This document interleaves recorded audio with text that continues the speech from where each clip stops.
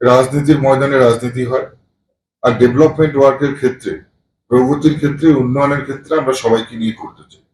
আমাদের কাছে সবার কথার গুরুত্ব রয়েছে, মতামত দেওয়ার অধিকার রয়েছে।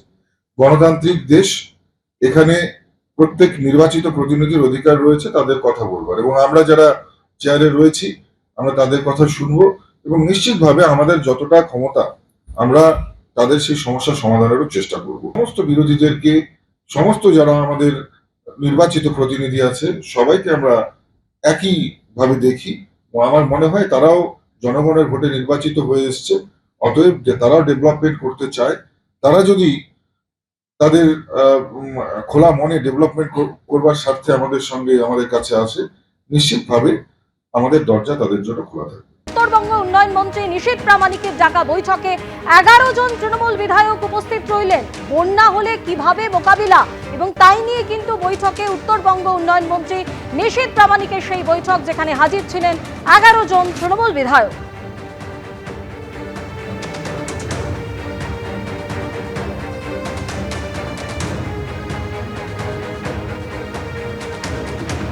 As an MLA, we came here to attend the meeting.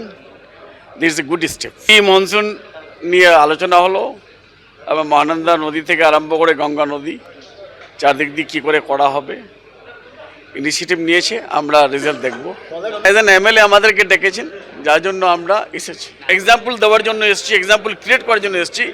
প্রথমবার আমাদেরকে ডাকা হয়েছে, আমরা মিটিং অ্যাটেন্ড করেছি। সবাই প্রশংসা করলাম না, আমরা তো সবাই এসেছি, মালদার, তারপরে দক্ষিণ দিনাজপুর, উত্তর দিনাজপুর, সবাই, খালি কোচবিহার সেটাই বোধহয় ছিল না, বাকি সবাই এসছে। হ্যাঁ, 13 জনই আছে।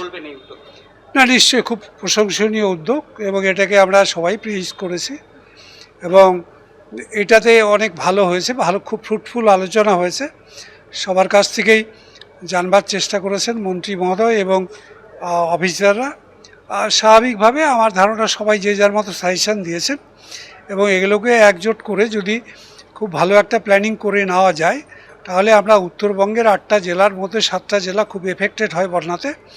এটাকে আমরা অনেকটাই আটকে দিতে পারবো, রুখতে পারবো, মানুষকে অনেকটা রিলিফ পাইয়ে দিতে পারবো। রাজনীতির ময়দানে রাজনীতি হয়, আর ডেভেলপমেন্ট ওয়ার্কের ক্ষেত্রে, প্রগতির ক্ষেত্রে, উন্নয়নের ক্ষেত্রে আমরা সবাইকে নিয়ে করতে চাই।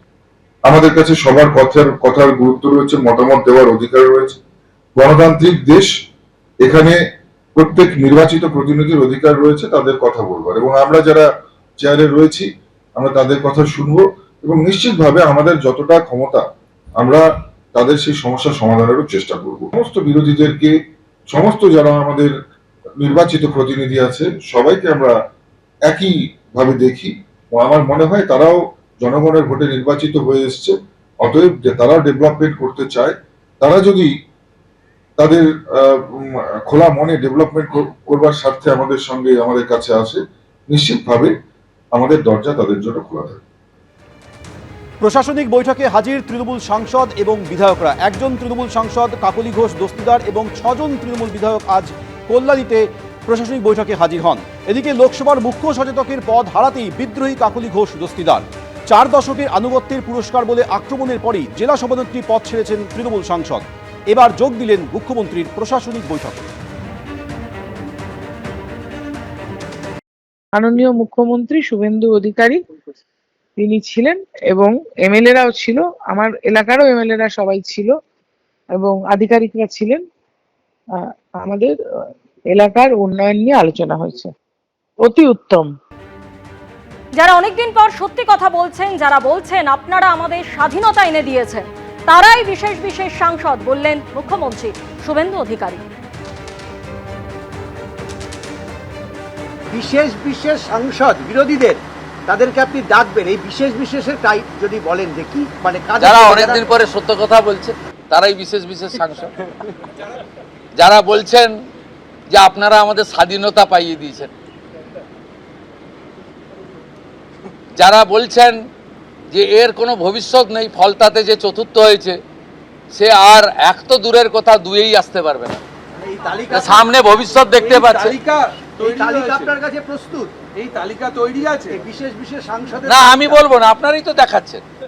আমি তো আপনাদের চ্যানেলেই দেখছিলাম বারাসাতের সাংসদ কি বলছেন, তারপরে সরকারকে বললাম যে উনাকে ডাকুন, উনি নিশ্চয়ই কোঅপারেশন করতে চান।